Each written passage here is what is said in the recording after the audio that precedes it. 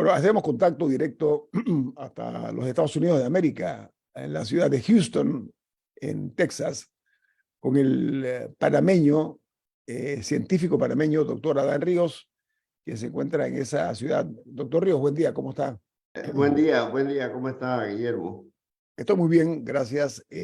Bueno, mire, doctor, usted va a venir a Panamá invitado por Casa Esperanza para dictar una conferencia que han titulado Del Chorrillo hasta el Centro Médico de Texas, mi Odisea.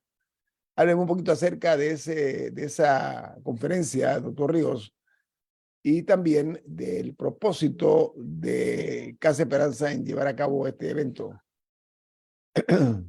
Bueno, dos cosas han ocurrido. Una, nuestra promoción de la Universidad de Panamá, la Facultad de Medicina, del año 1970, cumple el 17 de abril 51 años de habernos graduado de médicos. Esa promoción incluyó médicos y profesionales que han servido al país. Algunos de ellos, desafortunadamente, han fallecido a raíz de la edad y el COVID.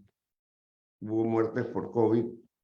Incluyen al doctor Juan Manuel Benítez, el psiquiatra, que tuvo una presencia muy importante en la salud mental de nuestro país. La doctora Doris Lao, el doctor Rolando de la Guardia Hijo. Su padre fue un conocido cirujano, profesor de cirugía en la Escuela de Medicina, y Rolando también hizo una carrera muy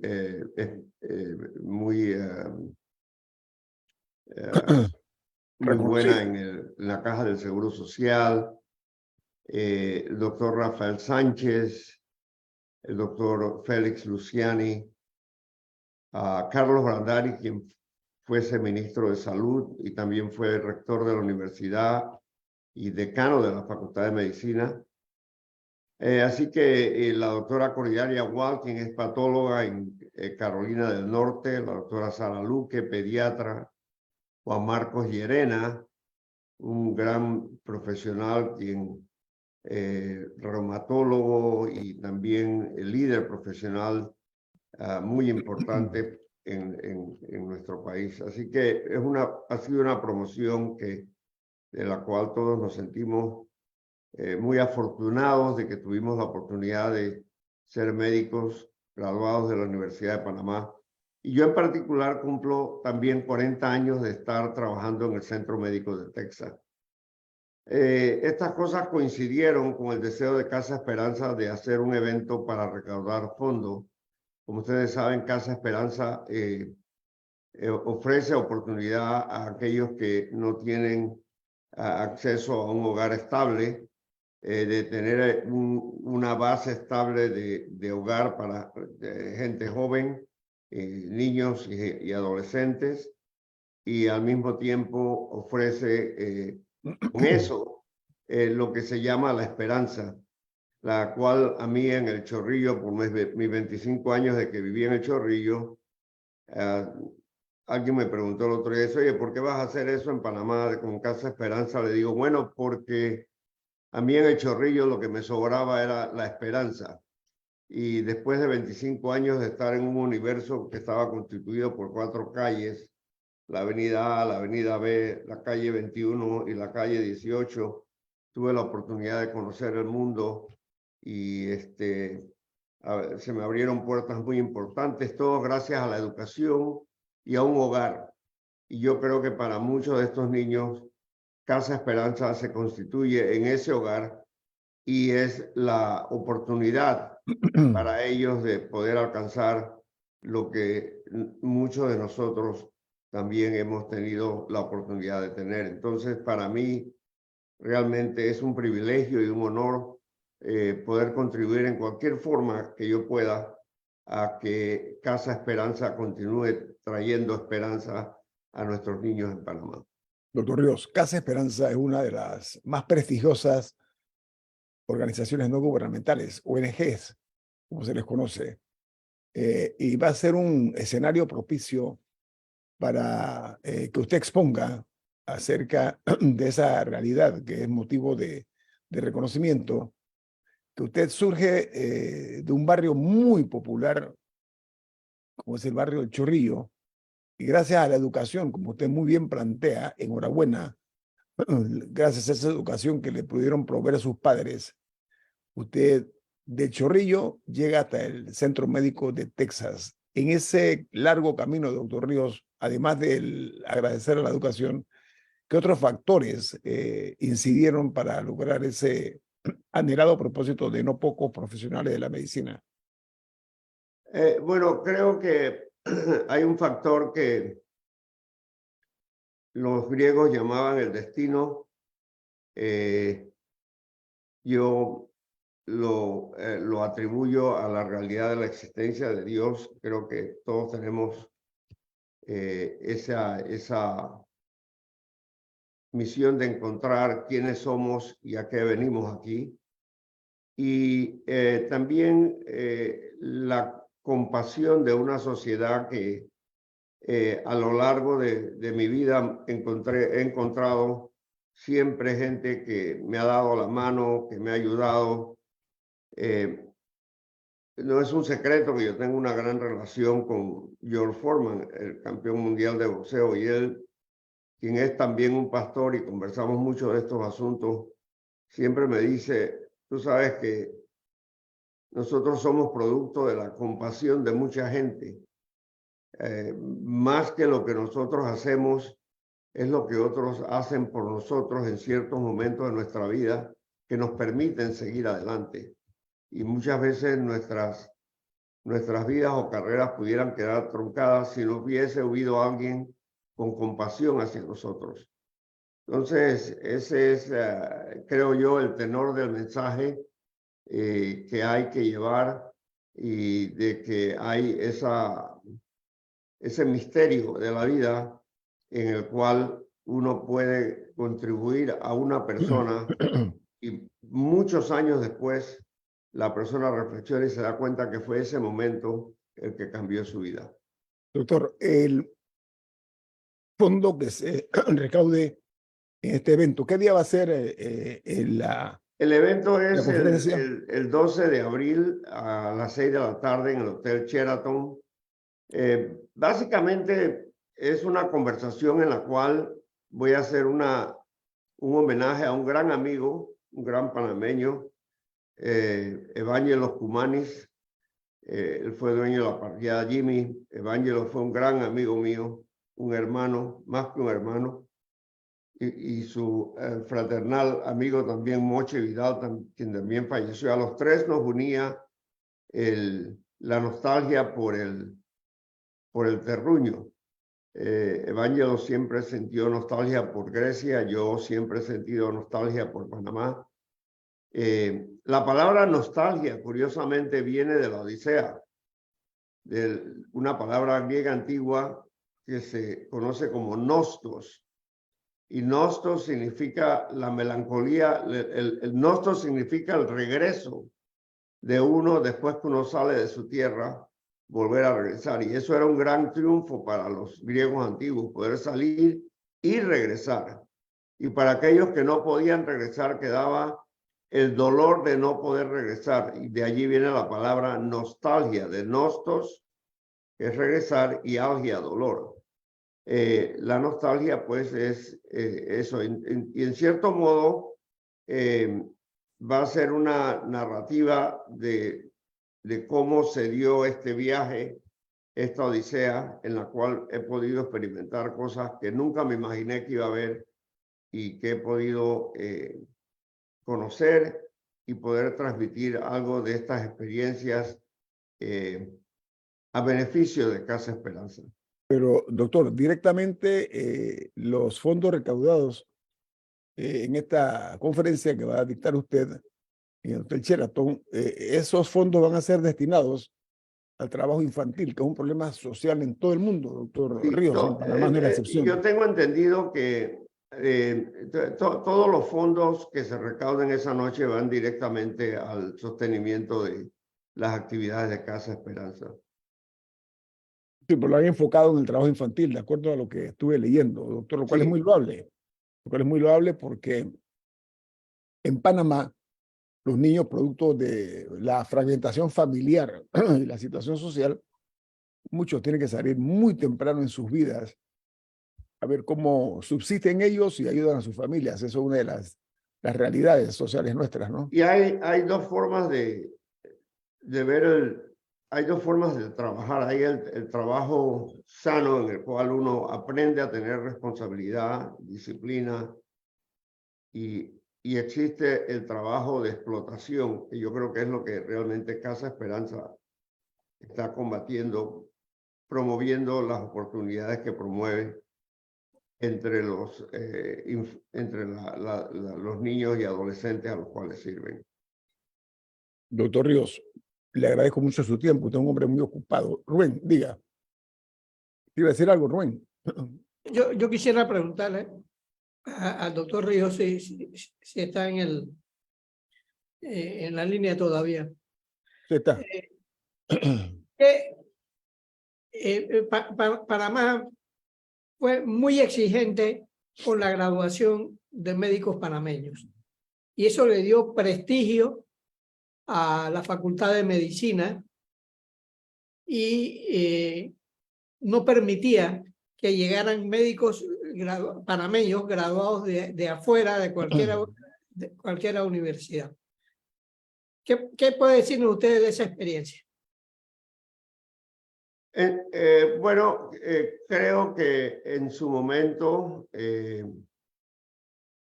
la protección de la profesión representaba un paso importante. Hoy en día las cosas han cambiado, las fronteras se han diluido y se han estandarizado los métodos de evaluación académica. Entonces, existen organizaciones que pueden permitir ese tipo de estandarización del conocimiento y eso puede permitir una flexibilidad en cuanto a la oportunidad de tener una fertilización cruzada de conocimientos. Hay especialidades que, por ejemplo, en nuestro país no existen y que quizás con los controles adecuados se pudieran obtener profesionales que puedan ejercer en el medio. Pero independientemente de eso, siempre debe existir una rigurosa protección del valor académico. Y la Universidad de Panamá, para mí, constituye el sol del pueblo panameño. Pero nosotros realmente, y a mí me da, y ojalá pueda hacerlo, yo creo que nosotros, los que somos egresados de la Universidad de Panamá, sabemos las condiciones en que la Universidad de Panamá funciona, las dificultades que tienen, y creo que nos toca realmente regresar y empezar a ayudar a nuestra universidad en lo que podamos y contribuir, porque muchos de nosotros, yo por lo menos sé que si yo no hubiera tenido la oportunidad de ir a una universidad como la Universidad de Panamá, yo no hubiera podido tener una educación universitaria. Y no estoy solo en eso, así que yo creo que a nosotros nos toca realmente empezar a darle el valor a la universidad y no solamente disfrutar los beneficios de lo que nuestro país tan generosamente nos da, pero también retribuir en una forma u otra ese regalo de la educación universitaria, porque a pesar de que han habido algunos aumentos, cuando uno ve los costos semestrales de la Universidad de Panamá, realmente es increíble que uno pueda conseguir una educación universitaria de ese calibre a ese costo. Doctor Ríos, gracias por estar con nosotros esta mañana. El evento que va a presentar Casa Esperanza, en el cual usted es la figura principal, una conferencia denominada Del Chorrillo hasta el Centro Médico de Texas, Mi Odisea. Doctor Ríos, ¿qué día? Repítame el evento, por favor. El miércoles 12 de abril a las 6 de la tarde en el Hotel Sheraton Grand. Doctor, Sheraton Grand, que queda cerca de Atlapa. Muy bien. Oiga, un abrazo a la distancia hasta Houston, doctor. Cómo no, para todos. Rubén, gusto en haberte visto. Camila y Guillermo, muchas gracias por su tiempo y ojalá que puedan venir a... Voy a contar algunas cosas que nadie sabe, así que esto es para picarnos. Cómo no, doctor. Ahí vamos a estar. Ahí vamos a estar. Ok, gracias. Que tenga buen día. Bueno, vamos al Igualmente. corte comercial. Están escuchando En Perspectiva, un programa para mentes inteligentes. Bueno, el fin de semana último pasado, como es de conocimiento de todos, la carretera panamericana se trancó en el área de La Chorrera por una serie de ciudadanos protestando por la falta de agua. Pero eso me trajo a la mente que siendo esa la única vía formal que hay entre Panamá y el interior de la República, hay otra situación que se presenta con el cruce del Canal de Panamá. Estoy hablando del Puente de las Américas y el Puente Centenario. El Puente de las Américas es una estructura antiquísima que hemos observado como en algunos momentos el mantenimiento no ha sido el mejor porque frecuentemente tiene problemas serios para los que transitamos por esa área del país. Está el otro puente, que es el Puente Centenario, que fue inaugurado en agosto del año 2004. Y en ambos casos, en ambas infraestructuras, estamos hablando de casi 1000 metros que tiene el Puente de las Américas de longitud. Bueno, se está hablando del Puente Centenario, de darle el mantenimiento a la infraestructura, pero se presentaron 8 proponentes, 8, pero al final solamente se presentaron 2 empresas. Yo pregunto, creo que el MOB debe salir a explicar por qué de estas 8 empresas solamente quedaron 2. El precio fijado por el Ministerio de Obras Públicas es de $5.6 millones y el trabajo, de acuerdo a los pliegos y demás que ha planificado el MOB, debe realizarse en unos 15 meses, para ser más precisos, en 540 días calendarios. En cuanto al Puente de las Américas, es un hecho conocido que se le está dando mantenimiento, pero también se ha presupuestado $5 millones, 5.2, pero se han hecho 6 adendas al pliego y el MOB ha postergado el acto nuevamente. La primera convocatoria que se hizo fue declarada desierta. ¿Saben por qué? Porque no se presentó ningún proponente para darle mantenimiento al Puente de las Américas, un puente que se construyó por parte del gobierno de los Estados Unidos porque, para los que no saben, cruzar el Canal de Panamá se hacía hasta los años 60, más o menos, Rubén, 50 y tantos, ¿no? Sí, 60, los 60, finales de los 60. Bueno, el Puente de las Américas. Era un ferry el que existía. El Puente de las Américas se inauguró el 12 de octubre de 1962. Okay. 1962. Yo estuve presente en esa inauguración, porque antes se usaba el ferry, porque no había puente. Y era había un barco, Rubén, hay una generación que desconoce. Hay una generación que desconoce. Era un barco que cruzaba de una orilla a otra del Canal de Panamá e incluso, como era un ferry, también transportaba automóviles, ¿no? Los automóviles también. Los carros. Okay. Entonces, en los Estados Unidos construye este puente de 2 carriles. 2 carriles. Uno de ida, otro de regreso. Me quiero remitir a los hechos históricos porque ese Puente de las Américas tiene una historia. Después se le hizo una ampliación al Puente de las Américas. Pero que fue un embudo. Al final del camino tenía deficiencias de diseño porque comenzaba ampliado, pero después quedaba un solo carril. En fin, la historia del canal, el puente sobre el Canal de Panamá. Lo que yo quiero llamar la atención es que algo está pasando ante el desinterés de las empresas que habían manifestado su deseo de participar en el mantenimiento es una palabra casi que tabú. En Panamá es uno de los deportes que no se practica, el mantenimiento. Eso es un hecho harto conocido y en varias áreas, no únicamente en materia vial y de puentes. Lo que yo quiero referirme es que en el caso del Puente de las Américas hay el hecho de que se han hecho 6 adendas y las adendas, conforme a los resultados de lo que hemos vivido, tienen un tufillo a cosas raras, ¿no?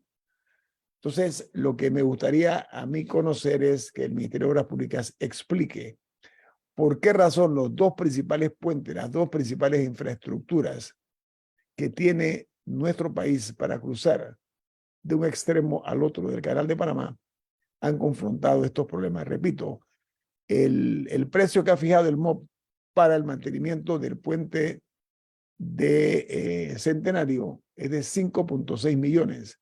Esa misma cifra se repite en el puente de las Américas. Lo que sí es verdad es que tenemos que evitar una situación impensada, sobre todo con el puente de las Américas, porque es un puente añejo, es un puente demasiados años sobre sus hombros que exige un mantenimiento muy, pero muy exigente. Diga, señor Murgas.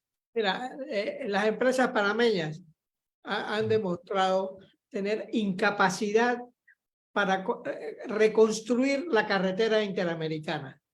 La carretera interamericana, que fue una carretera hecha por empresas norteamericanas y que fue un lujo. Yo la conocí. Yo empecé a visitar la ciudad de Panamá desde 1960 y era increíble ir de Santiago a Panamá.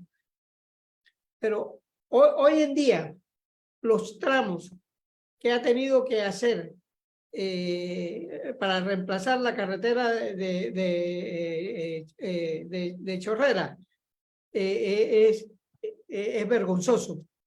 Que las compañías panameñas no saben manejar la reconstrucción de la carretera interamericana. Camila. Entonces, y un país que está acostumbrado a hacer rascacielos de 80 pisos, como lo estamos haciendo nosotros, no podemos reconstruir la carretera interamericana. Okay. Eso es una vergüenza, Guillermo. Ok, Camila. Me gustaría agregar a la mesa una complicación adicional que existe con el tema del puente, y es que para hacer las reparaciones que se tienen que hacer, el puente hay que cerrarlo. Para hacerlo bien. Pero hay unos trabajos que se tenían que hacer hace unos años, ya pre-pandemia, que no se hicieron, que eran por mucho más dinero. No recuerdo la cifra, pero sí me acuerdo que eran mucho más. El puente necesita una intervención fuerte y para eso se va a tener que cerrar un tiempo. Sería mucho más fácil hacer eso si se tuviera el 4º puente, que se supone que debía estar listo en junio de este año. Y eso habría permitido o habría disminuido el nivel de afectación para poder verdaderamente hacer el trabajo que se tiene que hacer en el Puente de las Américas, si hubiera esa tercera opción para cruzar, bueno, el 4º puente, si existiera para poder hacer ese traslado de personas. Pero creo que nos faltan, y es algo a lo que siento que se ha vuelto un tema recurrente en este programa, que necesitamos soluciones un poco más creativas o de ver alternativas, porque los atrasos cuestan dinero y tiempo. Cuestan vida, porque todo lo que está pasando y o sea, es una crisis más particularmente para los residentes del oeste. Sí, también para las personas que ocasionalmente quieren cruzar para ir al interior, etcétera, pero quienes verdaderamente están viviendo una crisis son los residentes del Panamá Oeste. Una de muchas. Yo hubiera querido... Miles de panameños que trabajan diariamente en la ciudad de Panamá, viviendo en Chorrera y en Arraiján. Esa es la realidad. Sí, pero yo hubiera querido... pero por eso es que me refiero que quizás nos falta un poco de creatividad y un poco de de otro tipo de soluciones. Por ejemplo, aquí en la pandemia en un momento se utilizó el teletrabajo, pero parece que como si todo el mundo ya estuviera de regreso en la oficina, promover el teletrabajo para los residentes del oeste o promover que haya más negocios en Panamá Oeste, que algunos o trasladen sus oficinas o que abran sucursales, no sé, un programa de incentivos, no sé qué hay que hacer para que las personas no tengan que hacer ese trayecto, sino de tener el trabajo más cerca de sus casas, porque si no vamos a seguir construyendo puentes y algún día vamos a estar en el 8º puente sobre el canal. E igual no va a dar abasto para el movimiento si todos se siguen concentrando de este lado del puente. Estas son Entonces un barco, no sé, el ferry que tanto hablaban que existía antes de 1962, una alternativa que quizá vaya un poco más allá. No sé, algo, tiene que haber opciones y ninguna va a ser la solución definitiva, pero quizá una combinación de factores vayan aportando a que los residentes de Panamá Oeste puedan tener una mejor calidad de vida. Y eso que aquí estamos hablando nada más de transporte. Hay Pero muchos otros fíjate, temas que me imagino que hablaremos después del cambio comercial, como la crisis del agua que siguen viviendo estas personas. pero mira que ha faltado creatividad de algunos empresarios o inversionistas que pueden poner otro ferry. Oye, así que eso es muy eficiente. Muchas ciudades, en grandes ciudades que tienen áreas fluviales, utilizan los ferries para hacer una vía alterna y la gente cruza con su automóvil de un punto al otro, pero habría que hacer una infraestructura y habría que invertir, ¿saben en qué? En el confort del ciudadano, en la calidad de vida del ciudadano, porque es harto sabido que muchísimas personas que trabajan en la capital de la República, porque estas son ciudades dormitorio, como se le denomina, son personas que tienen que madrugar a las 3 de la mañana, 4 de la mañana, para estar a tiempo en la capital de la República y después No hay pierden personas que llegan a otras dormir horas. en sus autos, que llegan, Sí. que cruzan y se ponen a dormir en el estacionamiento. Eso no es vida. Entonces, tiene que haber alternativas. En pandemia se probó que se puede, por lo menos que parte de la fuerza laboral tenga la opción de teletrabajo. E insisto, tenemos que encontrar la manera de que Panamá Oeste no sean nada más planchas de barriadas como están haciendo, sino que estas vengan, porque el tema de la planificación es otro tema. Yo no sé quién dio los permisos para hacer estas planchas de barriadas sin pensar o sea, de vivienda, de casas, y no pensar en edificios bajos, así estilo el Cangrejo, que permiten un poco más de densidad. Entonces, en un espacio de tierra puedes tener a más personas, pero puedes tener negocios en la parte de abajo, eso promueve calidad de vida para las personas que viven ahí porque tienen lugares cerca, no dependen de un automóvil. O sea, hay tantas cosas que se hicieron mal, Bueno, pero ahora hay que ver, que bueno, ni modo, eso es lo que hay, y a no ser que vayan a derrumbar un par, no hay nada que hacer ahí, excepto ver cómo podemos adaptar lo que hay bueno, para generar una mejor calidad de vida para las personas. viene más aquí en Perspectiva, un programa para las mentes inteligentes. Bueno, están escuchando En Perspectiva, un programa para las mentes inteligentes. Camila y Rubén estábamos hablando, y este servidor, de una realidad que lastima al ser humano.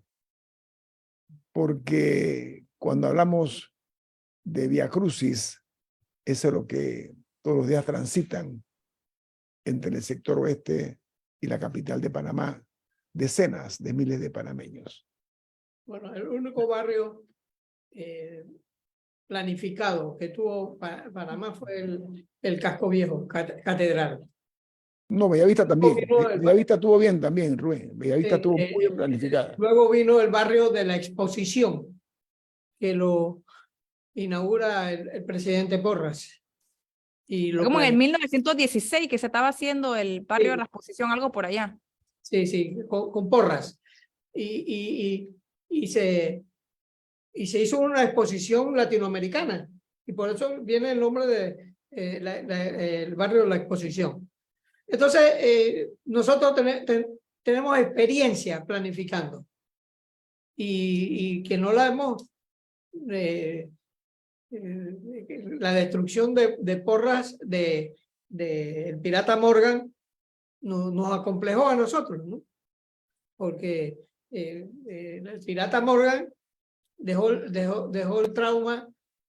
Que la ciudad se tuvo que construir a la orilla del mar para poder defendernos de los piratas que no podían entrar por el Océano Pacífico porque venían del Atlántico.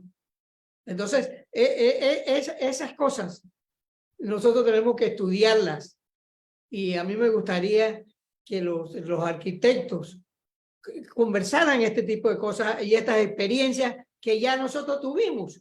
Bueno, a nosotros se nos destruyó la ciudad por el pirata Morgan que entró por el río Chagres, porque Panamá, para defenderse de los piratas, se instaló acá, lejos del Océano Atlántico, oyéndole a los piratas. Pero mira, Rubén, esa es la realidad. Sí, pero hay otra realidad. ¿Por qué creció la ciudad de Colón? Por las ferias de Portobelo. Entonces, esas cosas aquí no las discutimos, ni la Universidad de Panamá ni siquiera quiere hacer un fórum de este tema. ¿Por qué creció Panamá en el Océano Pacífico y no en el Océano Atlántico? Pero mira, Rubén, huyéndole a los piratas. Sí, pero viendo los tiempos, Rubén, pero viendo la realidad de la cual hace referencia, el país necesita cambios sustantivos. Tienen que darse ya reformas estructurales. Yo no creo que se den en esta actual administración, y menos, en el medio de una campaña preelectoral.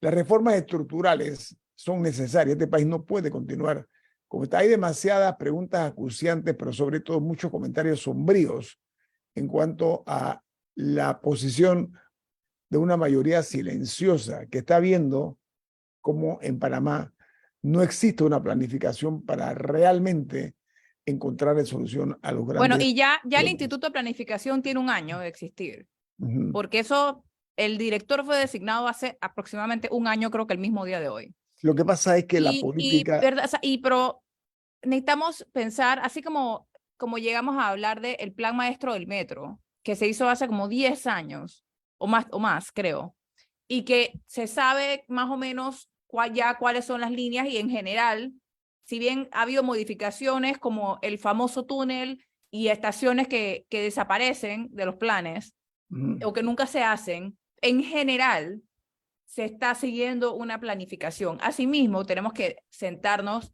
y decidir, ok, ¿cuáles van a ser nuestros polos de desarrollo?